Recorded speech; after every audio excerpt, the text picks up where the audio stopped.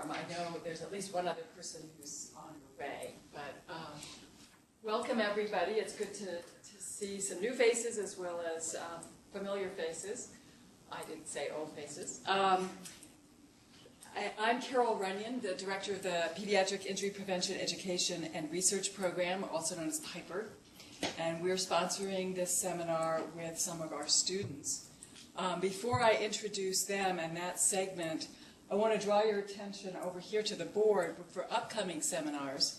On March 3rd, for both of these two speakers, we're partnering with clinical departments on campus to enable us to bring in speakers from out of town. So Robert Valdez will be here on the 2nd and 3rd of March, which is just a couple weeks off. On the 2nd, over there on the right, he'll be giving preventive medicine grand rounds. I don't know the exact title, but it is on access to healthcare among Latino populations. And then on the 3rd, he'll be presenting in this series on suicide among Native Americans. He is he's Associate Director of the Office of Community Health and Robert Wood Johnson Professor of Family and Community Medicine at University of New Mexico. So he will be coming in for that. His talk will be 11 o'clock on the 3rd, and Carolyn, 12 o'clock on the 2nd, is that correct? So put those on your calendar.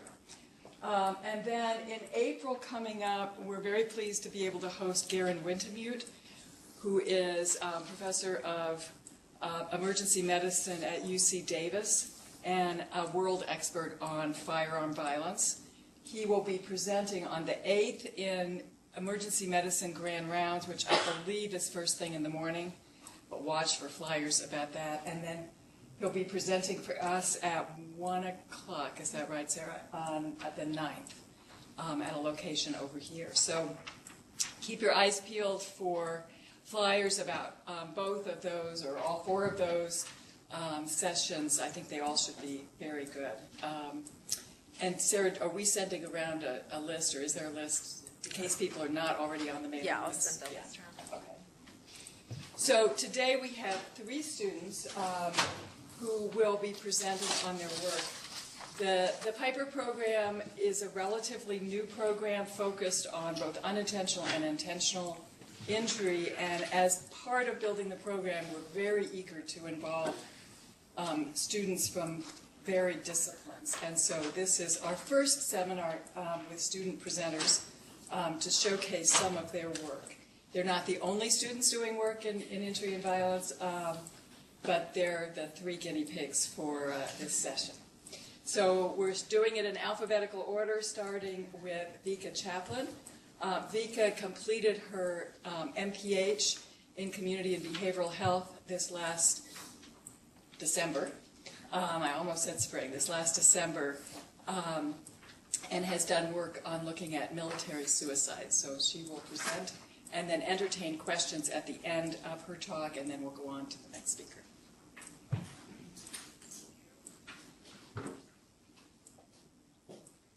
Hello, my name is Vika Chaplin. I'm here to talk to you about suicide epidemiology and prevention in the U.S. military.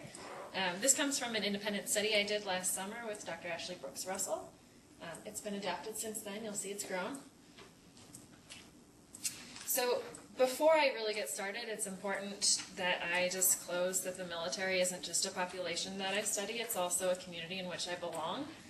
This is me welcoming my husband back home from a 9-month deployment in 2013.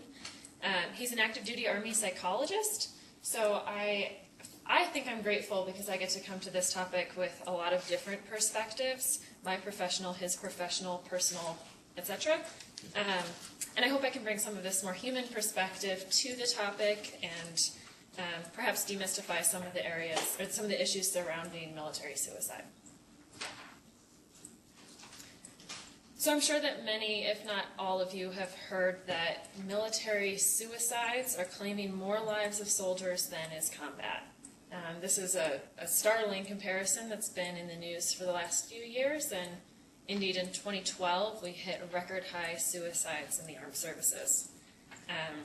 These are shown here in these graphics from the New York Times.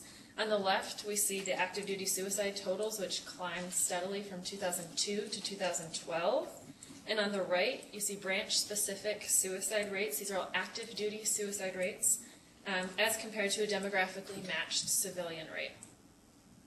Historically, suicide rates, military suicide rates have been below the civilian rates, and then it began climbing in 2004, and it exceeded that demographically matched rate in 2008, primarily driven by suicides in the Army and the Marine Corps. Some may think that this increase sort of makes sense or should be expected during times of war, but historically military suicide rates have actually decreased during wartime, so the fact that it's been increasing over the last decade is something that we need to be paying attention to. So here we have a closer look at the numbers across services from the most recent 3 years of data, which are collected and published by the Department of Defense. So like I said in the last slide, we had peaks in 2012, record highs in the active component. That was 319 suicides that year and a rate of 22.7 per 100,000. There's been an 18% drop to 2013 in active duty suicides, but we saw continued increases in the reserve components, especially in the National Guard. 2014 data haven't been released yet, but I think it'll be really interesting to see how both active and reserve components continue to progress. And for reference, as we're looking at these numbers, the demographically matched civilian rate is about 19 per 100,000, but the U.S. total population suicide rate is 13 per 100,000.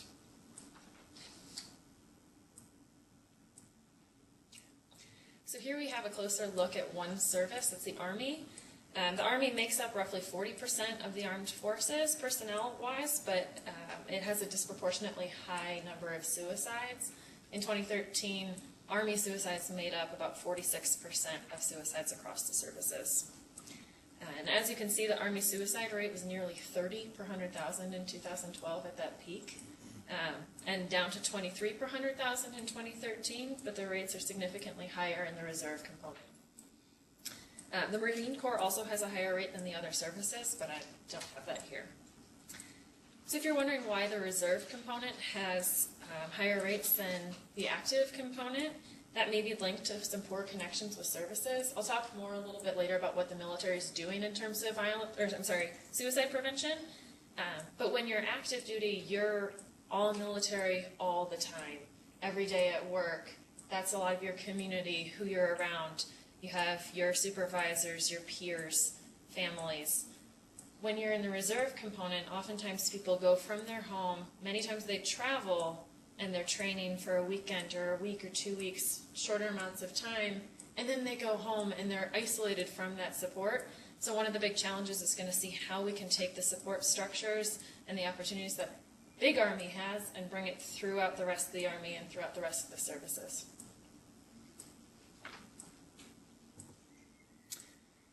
So who commits suicide in the military?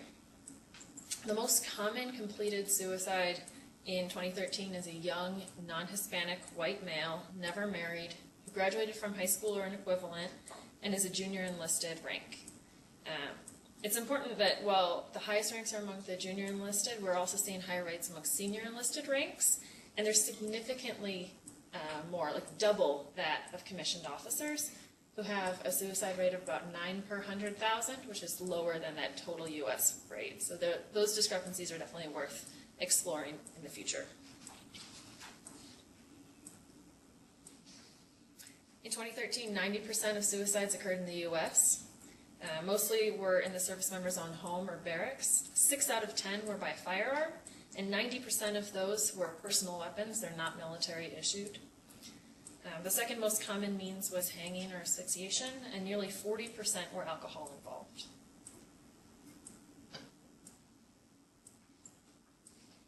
I should also say that of those, of all people who committed suicide, half of them had immediate access to firearms in their immediate area.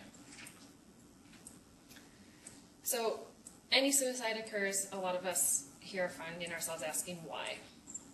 A common expectation is that the military suicides must be linked to PTSD, combat-related trauma. things like that. But we find that the major precipitating factors actually align with civilian factors. Those are the human factors, the relationship problems, legal problems, money problems, things like that. The same factors that everybody else struggles with on a day-to-day basis. And with regards to deployment and trauma, it turns out that while the majority of service members who commit suicide have been deployed, as is true for the whole force, only a minority have known exposure to direct combat. Now, that's not to say that combat's not a role, and that deployment, PTSD, things like that don't play a role. But the first things that come up for a lot of soldiers are indeed those things that everyone can relate to.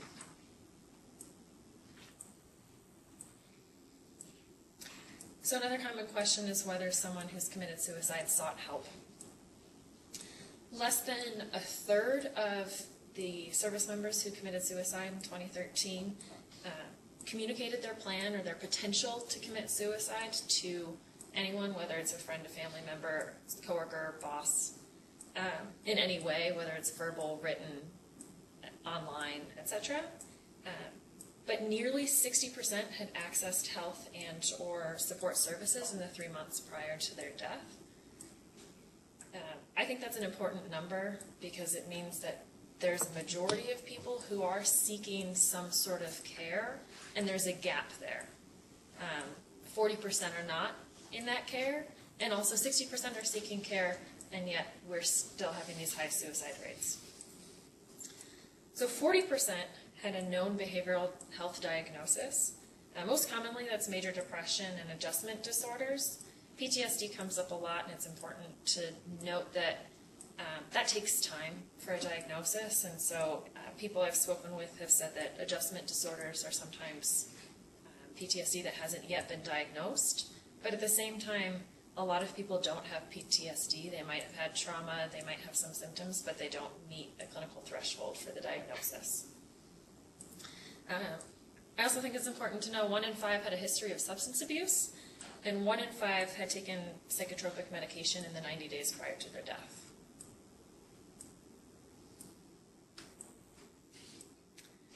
So what are the best practices in suicide prevention?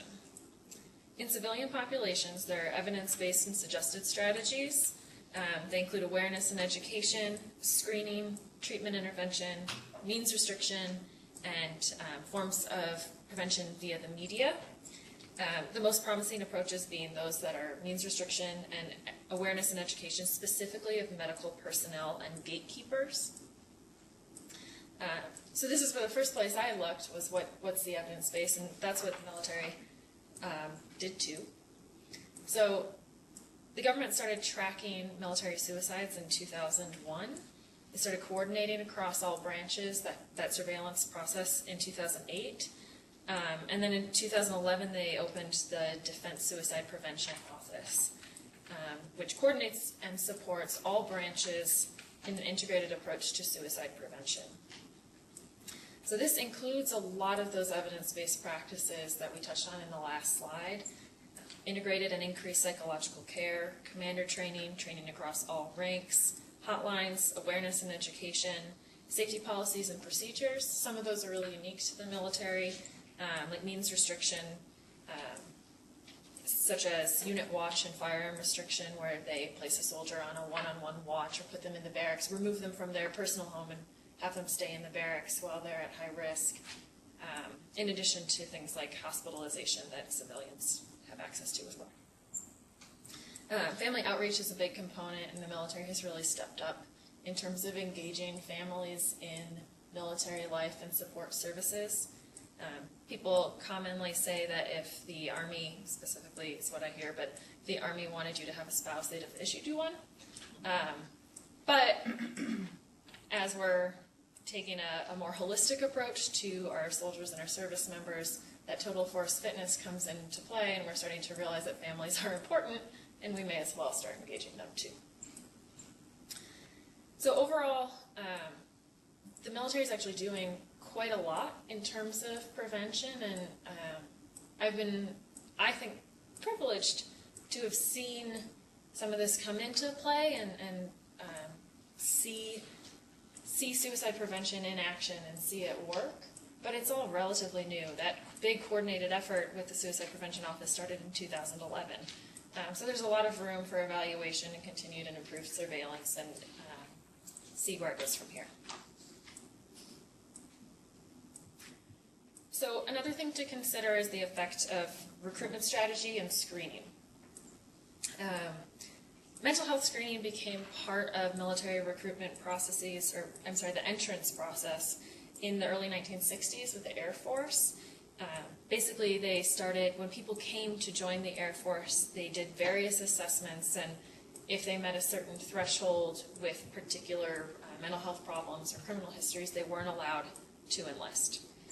This led to a healthier force and a decline in social problems in the Air Force. The other services saw that, and they picked it up. And widely adopted practices of screenings and standards for military enlistment. However, in 2001, past 2001, practices changed. There was an increased need for troops to fight the war on terror. Screenings continued, but the standards were loosened. Many people were able to enlist with mental health histories, criminal histories, backgrounds that they wouldn't have otherwise been allowed to join the military in. And of course, we continue to live our lives, and they bring those issues with them as they continue to grow and serve their country. So today, 40% of completed suicides have a known history of behavioral health diagnoses, and a third of all post-enlistment suicide attempts are linked to pre-enlistment diagnoses. So that's a link that is related to our screening policies. And it's possible that our unusually high suicide burden right now does reflect some of the experiences people are bringing with them into the military. So we're now at a new threshold. The military is downsizing. They are increasing their recruiting standards again. They're decreasing troop strength. People are leaving the military if they're not a good fit. There are a lot fewer chances for people to stay in if they've had trouble. And so I think it's going to be an interesting, it'll be interesting to see how suicide rates continue on now as both prevention efforts have increased and screening processes have changed.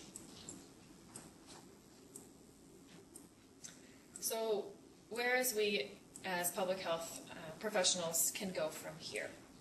So first, I would suggest a further exploration of protective and risk factors associated with military service. Because of time, I did not get into protective factors, but historically, like I said before, the military has had lower rates of suicide than civilian populations. So there are some things that are protective factors in that community and stability that the military can provide. So I think it's worth learning what those things are, how we can enhance them, and how we can reduce those risk factors. Second, surveillance is a really big issue. It's also relatively new, especially coordinating federal and state systems and looking out for special populations like the reserve component, as well as spouses who might get lost between the cracks between these different systems. For example, I live in Colorado Springs. I voted in Colorado Springs. My driver's license is from Hawaii. I am a my tax state is Texas. So where do I fall? A state like Colorado, suicides are registered by residency. I'm not a service member, so I'm not going to be in that track. So where would someone who has a complicated residency situation like mine be tracked? I don't know the answer to that question. I hope somebody does. But those are things we need to shore up. And finally, I think we need to continue to boost prevention efforts, enhancing screening, encouraging help seeking. That's a big cultural shift we need to continue working on. Education, treatment, and really fostering institutional buy-in. I've seen a lot of military prevention efforts, but having that translate into a culture change where people are really ready to ask for help and support those systems is something that is happening and needs to continue to happen. So there's a lot more to talk about, but I think my time is up. And thank you for your time and attention. Are there any questions?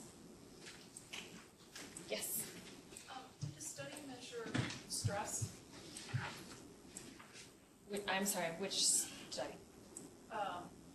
The FEB study, the source, the major source. Yes. Okay. Sorry. Thank you. It measured, so it's the Department of Defense Suicide Event Report. So that's compiled when there is a death and it's investigated and it's found to be suicide. They go back and they do interviews, commanders, people around them, anyone in behavioral health who has worked with them, sort of the whole, a big investigation, which can sometimes go on for months, into what the precipitating factors are. So what kind of stress, if that is something that people had observed or if they were in behavioral health care, that would come up at that time. So it's really, this is like a large collection of psychological autopsy and physical autopsy. So I don't know if that answers your question. If it was there.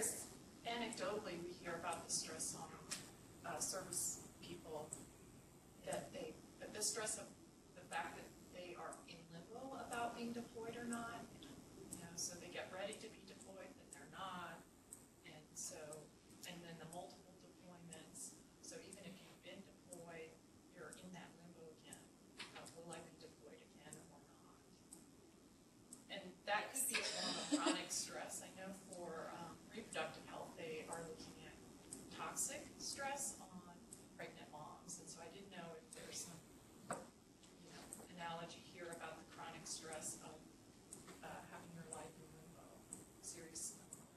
I think that it's definitely an area to continue to look at. I've seen it, I've lived that. Our unit right now they got home from deployment last October of 2013. Then they switched machinery, and so they were out of the deployment schedule.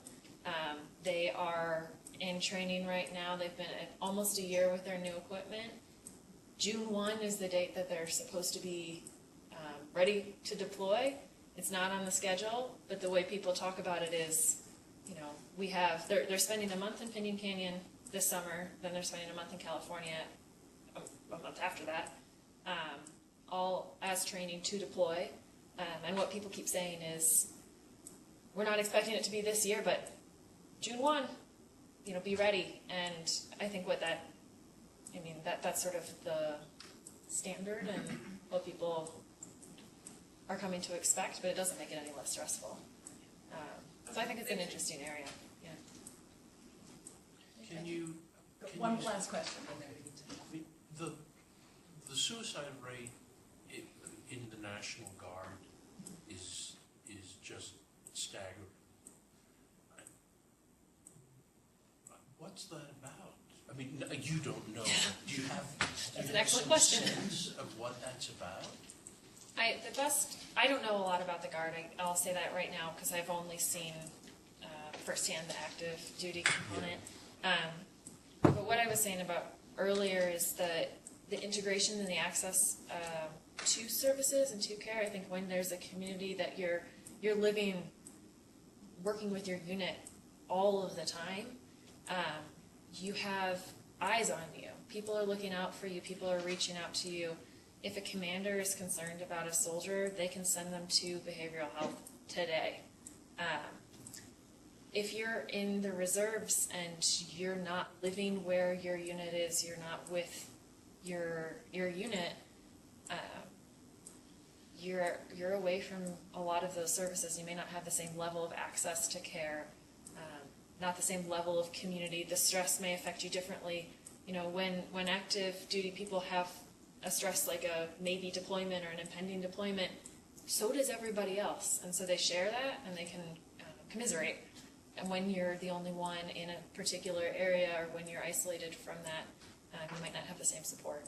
That's sort of the short answer. You're thinking about it. Yeah. Thank you. Thank you, Vika. Thank you. So the next speaker is Dustin Curry, who is a recent graduate of the master's program in epidemiology and currently a doctoral student in epidemiology, and he'll be talking about his work on sports injury.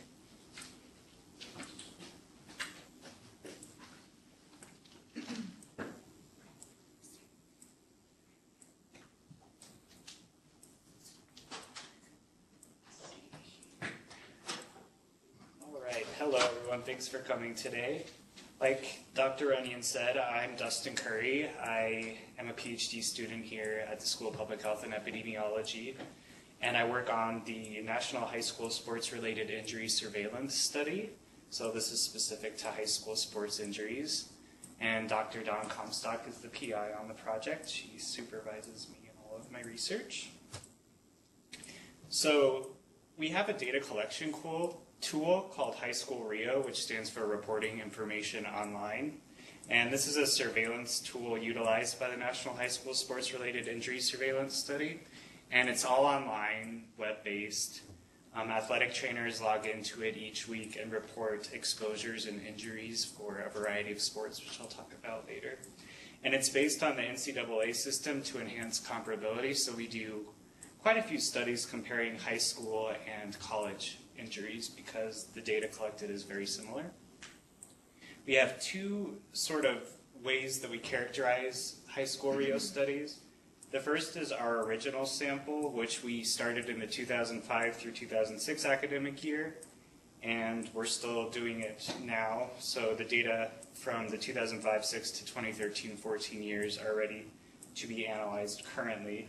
This consists of 9 sports and is nationally representative with 100 different schools based on region and school size strata.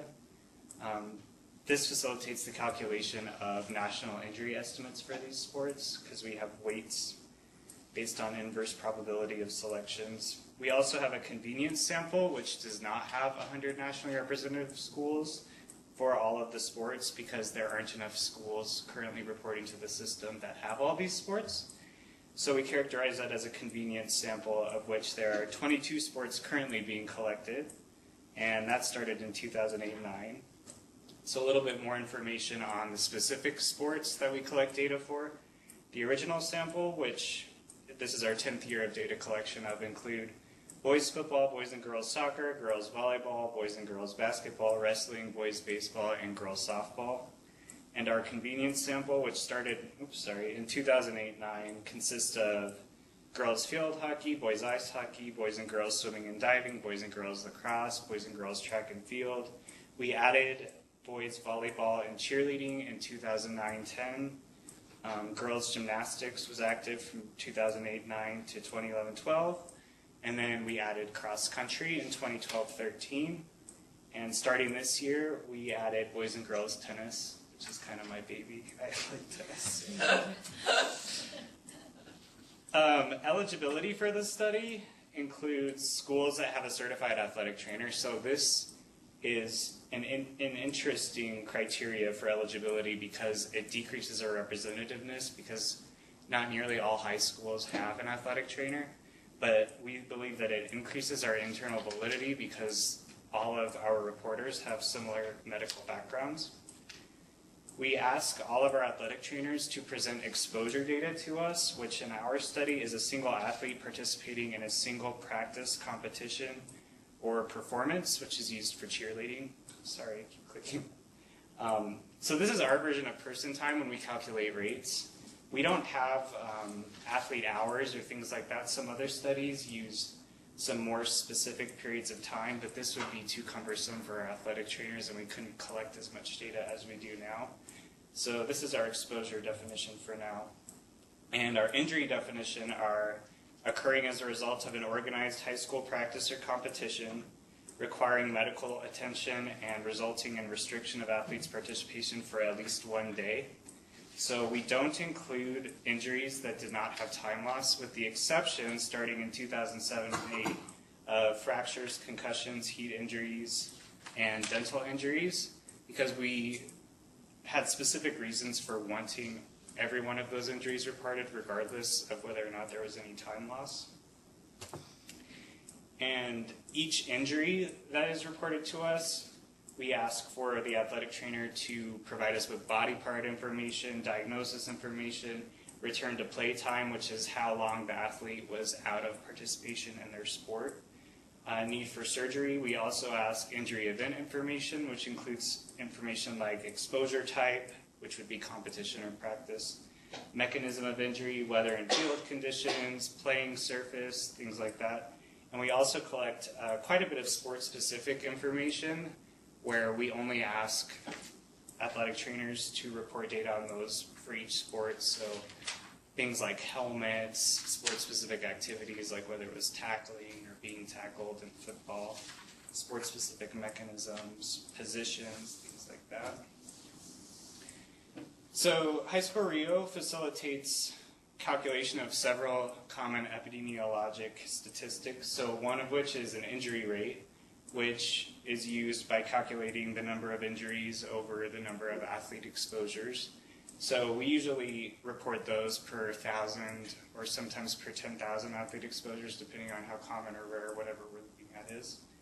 We compare rates across sports, genders, and exposure types using rate ratios. And we also calculate something called injury proportion ratios, which are similar to a rate ratio, but we don't call them, similar to a risk ratio. But we don't call them that because they only compare injured athletes to other injured athletes. So we generally use these among things for which rates cannot be calculated, because we only stratify exposures based on exposure type and gender. So we can't really compare everything we want to. For example, we can't compare injury rates by position in football, for example, because we don't calculate or we don't collect exposure data refined to specific playing positions. We also can calculate national estimates of injury, like I mentioned earlier, for the original sample sports because we have a weighting mechanism that's based on the school's inverse probability of selection into our sample. So there's a few different types of studies that we commonly do in High School Rio, one of which is probably thus far the main type of study that's been conducted with High School Rio are descriptive epidemiology studies. And these can be calculated with specific sports, specific mechanisms, specific activities, diagnoses, body parts. So one example of a body part descriptive epidemiology study that we just got accepted for publication last month, which is exciting, is the epidemiology of patellofemoral instability injuries among U.S. high school athletes. So we do things based on specific body parts. We also do lots of sport-specific publications, soccer, comparing boys and girls, things like that. We also can do some state-level policy analysis, and for these we compare rates before and after statewide interventions or across states with and without interventions. These are kind of tricky to do because our strata aren't based on states specifically, they're based on regions of the country, so we don't always have data for every state, and we're not always sufficiently powered to compare these things. But at this point, it's the best that we can do with any high school sports injury data. So examples of projects that are trying to do some state-level policy analysis are evaluating the effectiveness or outcomes of state-level concussion policies, which now I believe every state has one, but these have come very recently, and they mostly relate to return to play, how soon an athlete can return to play after being diagnosed with a concussion, and who can clear them to return to play, whether it's a physician or it's generally a physician at this point. So these need to be interpreted with caution, like I said, because strata can't necessarily be determined by state. We can calculate rates based on state, but we don't always have sufficient data to really make appropriate interpretations. And we also have sub-studies. So these have the ability to offer outside researchers access to the Rio tool with an ID that can be entered into Rio. We have like a sub-study field, and we'll ask the researcher to enter an athlete ID that they can then link to their records. All of our data is de-identified, so we don't have access to any of the identifiable information that sub-studies use. But we can utilize the tool to calculate rates for those specific schools that are involved. So examples of sub-studies that we're participating in are the functional evaluation to predict lower extremity musculoskeletal injuries and the evaluation of Spotlight, which is a concussion injury management app for youth sports that we're working with Nationwide Children's Hospital in Columbus on. One of the best parts about High School Rio is that the research is very applicable and very widely applied with the National Federation of National Federation of, I forget. It's something weird, but it doesn't exactly follow what it means. It's basically the National Federation of High School State Associations. They work closely with us in determining whether or not rules changes need to be made based on which specific sport we're looking at. We also can look at the impact of rules changes by looking at counts, rates, or proportions, depending on what we're looking at, pre and post rules change. And some examples of translational applications of the research are eyewear in field hockey, basket tosses in cheerleading, and heading in soccer is really big right now. So an example of a descriptive epidemiology study that we're currently working on is specific to cheerleading. So this is the type of report statistics that we'll usually report with High School Rio data. A certain number of injuries, a certain number of exposures, and then we'll calculate a rate. The rates can be compared across sports. So for example, cheerleading was 18th out of 22 sports reported during the study period. In this study, we can also compare rates by exposure type. In almost all sports, competition has a much higher injury rate than practice. So cheerleading is somewhat unique in this regard because competition and practice rates are similar. However, performance rates are lower. And we can also compare cheerleading's injury rates to all other sports combined and all other girls' sports combined. So you can see here that cheerleading actually has a significantly lower injury rate than all other sports combined and all other girls' sports combined. We can look at body part by exposure type. So this is a pretty busy slide, but the main focus that I wanted to take out of it was that we can see that most cheerleading injuries happen either to the head, face, or the ankle. Those are highlighted in red in the overall section. We can also look at diagnoses. So here we see that during our study period, concussions represented 31.1% of cheerleading injuries. We can look at injury severity, and generally we measure severity by looking at time to return to play, as well as need for surgical repair of injury. Also for concussions in particular, we have concussion symptom resolution time and specific symptoms that were endorsed. So here we see that 3 weeks or more were 33.3% of competition injuries, but only 23.2% of practice injuries. And overall, 4% of cheerleading injuries required surgery. And this is an example of some of the injury event information that we look at. For example, mechanism, activity at time of injury, and position. So you can see that athlete-to-athlete contact, even though a lot of people don't consider cheerleading a contact sport, was actually the plurality of injuries.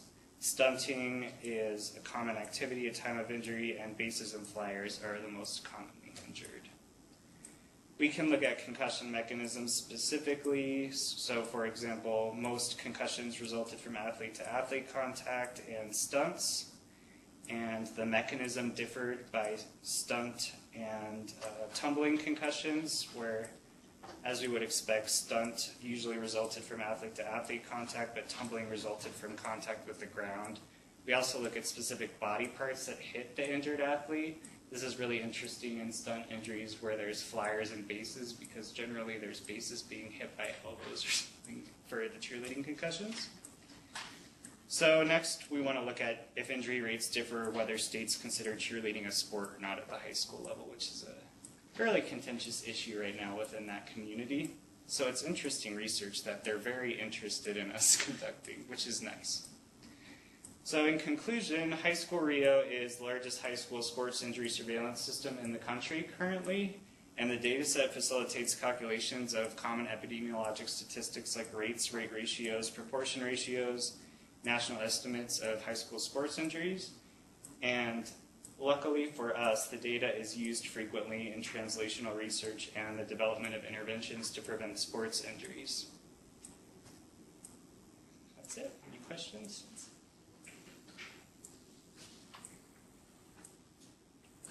Mm-hmm. I know there's some relationship between sports and injuries and suicide, especially in football. I don't suppose that's included in the database.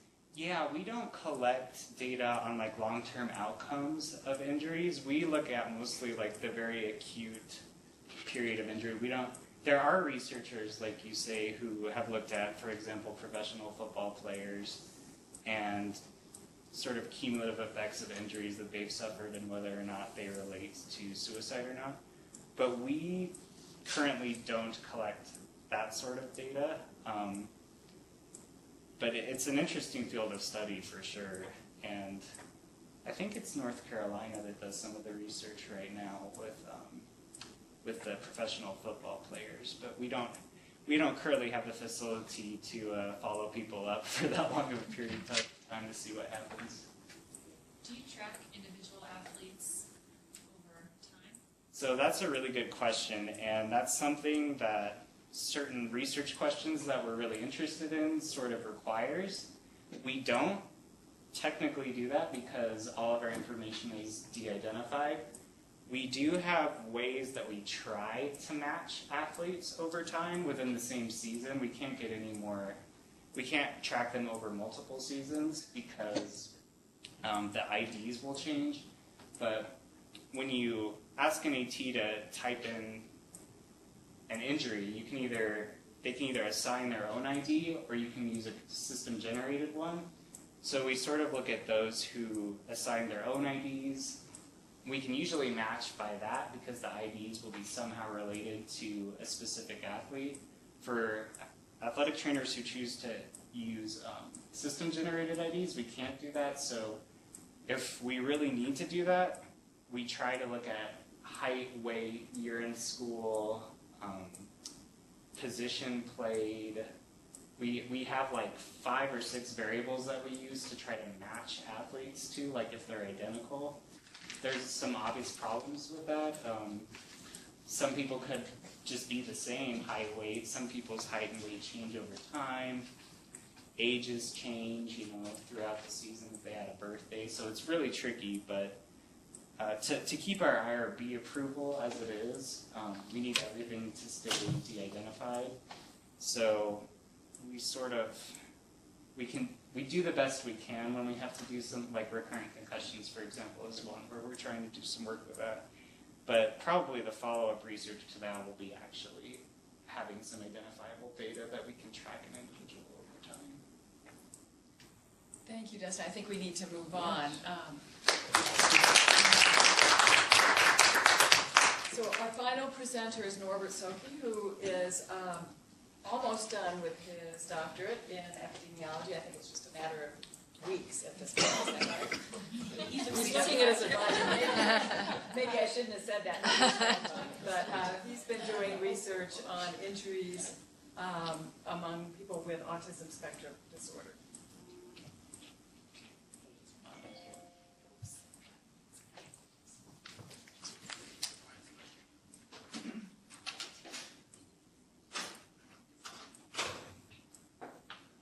While he's getting ready, if any of you came in late and didn't hear me mention some upcoming seminars, they're noted here, and in fact, I'll put the times on.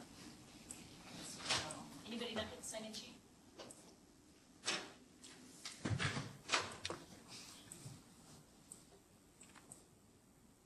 Let's go ahead, Robert. Yeah, please go ahead. Okay. Hello, everyone.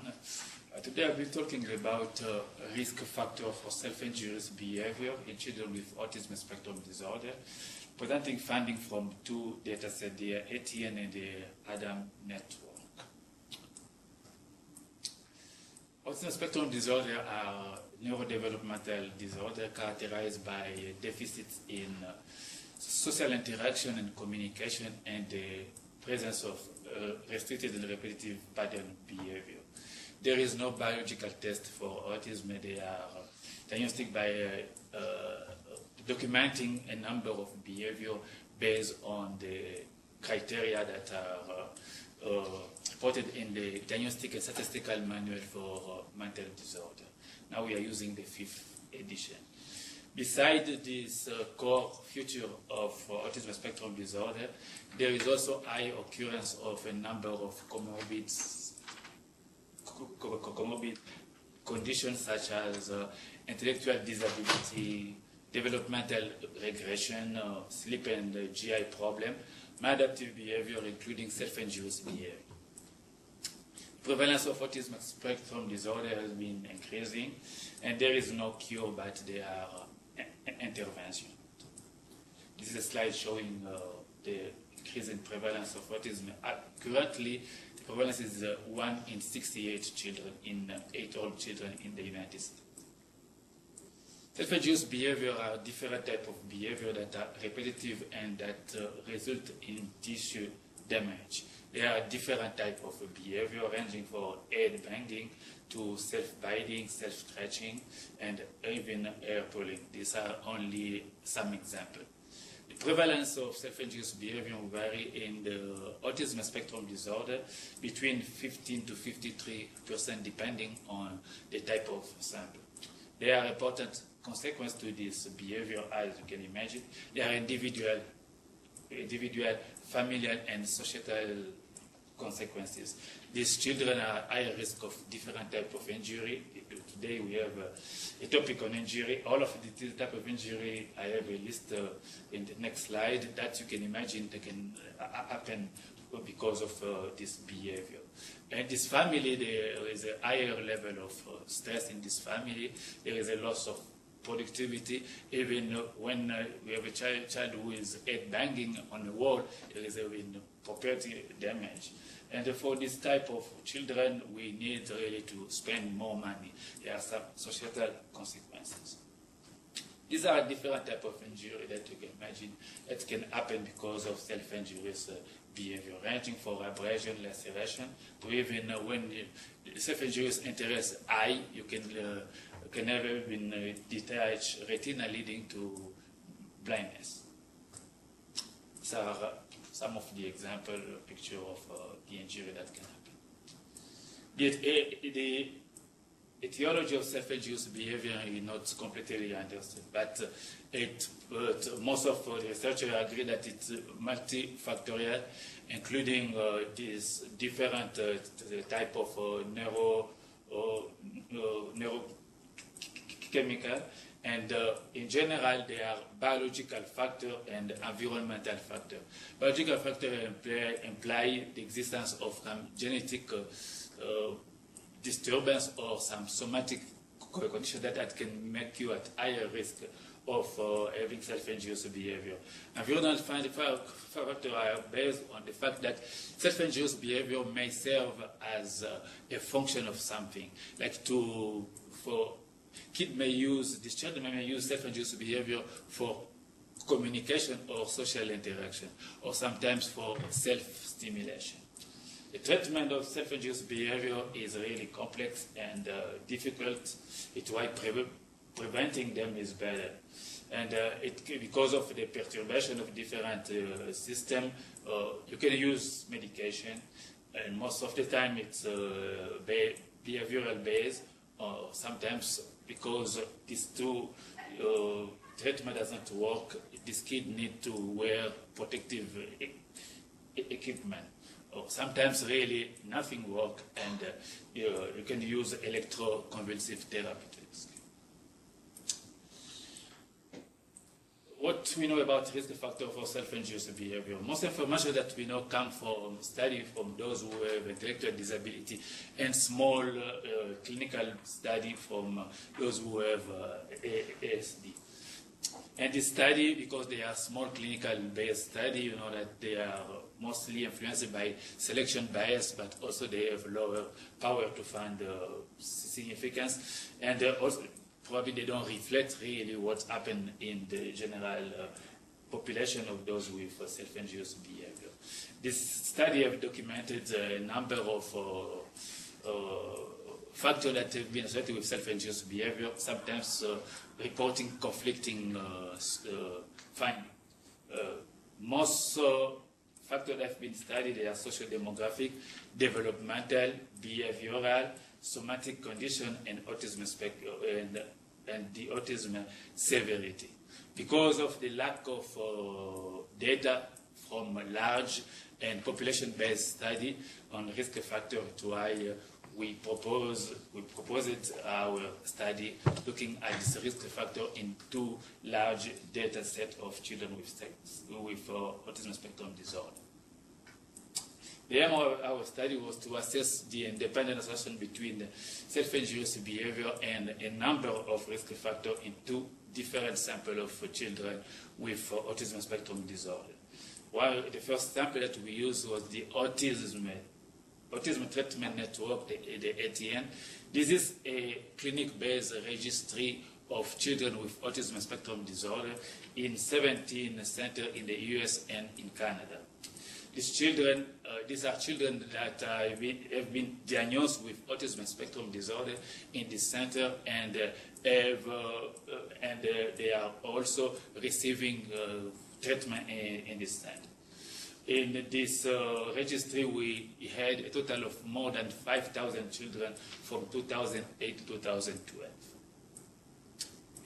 The second data set that we used was the Autism and Developmental Disability Monitoring Network, the ADAM dataset. This is a record-based surveillance system that was started by the CDC and include different centers depending on the study year.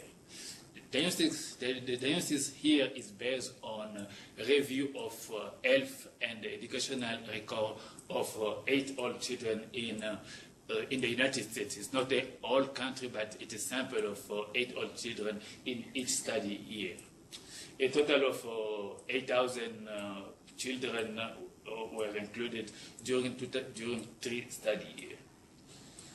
As you can see, this example of different sites that are included in the United States. That you can see, they don't represent the whole United States.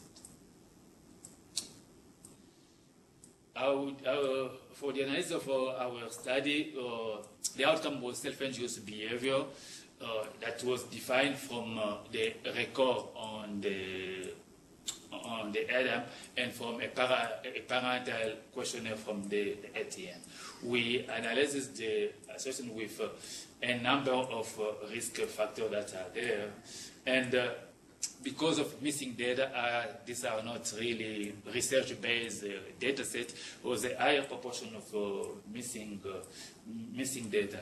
We account for missing data by using multiple imputation.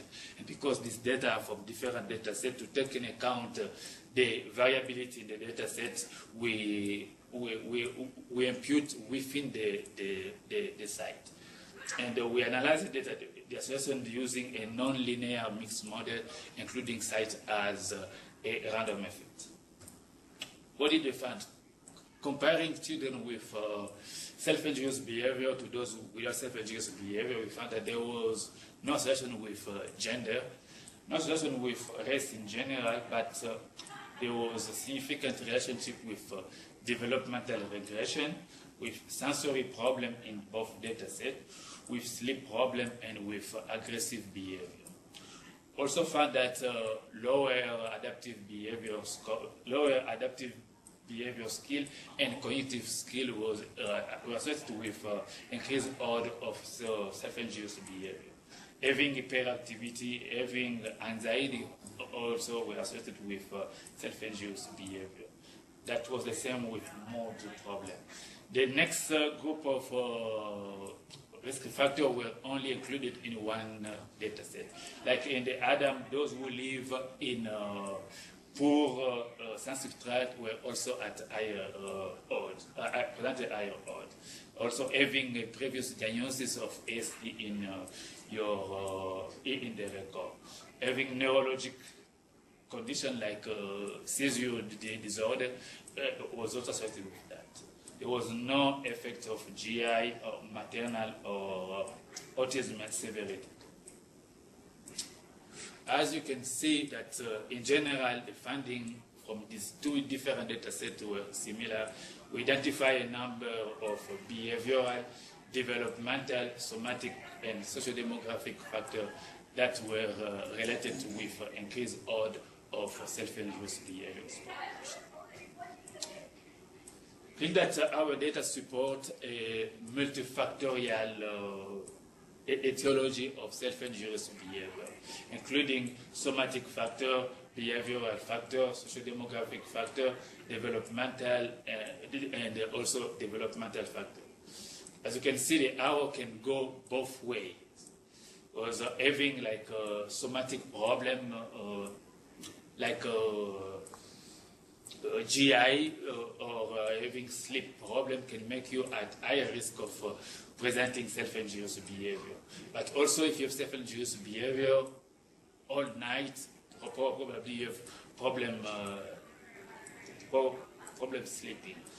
For social demographic factor, we don't think that there is a causal relationship, but probably this factor contributes to the maintenance of self-induced behavior through limited access to services. Children with behavioral problem, if they don't have access to services, they are more likely to continue presenting, continue having that relation with self-induced behavior compared to those who have access to services.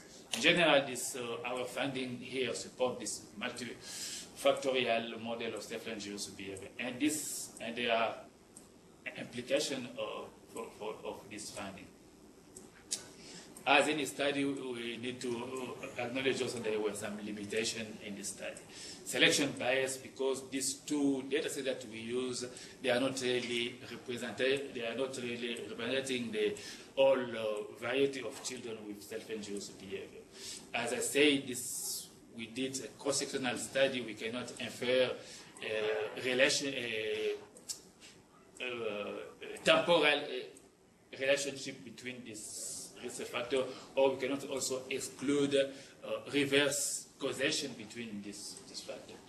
Probably we did not include all of important risk factors, like those who are related to the social interaction between these children and their direct environment. We did not have information on the different topography to self-induced behavior, but probably this relation can be different depending on the type of self-induced behavior. We did too many comparisons because of the exploratory nature of the study. We did not have a specific hypothesis, but we did not correct for multiple comparisons. We are confident that the similarity that we found in two different samples give more validity to our findings.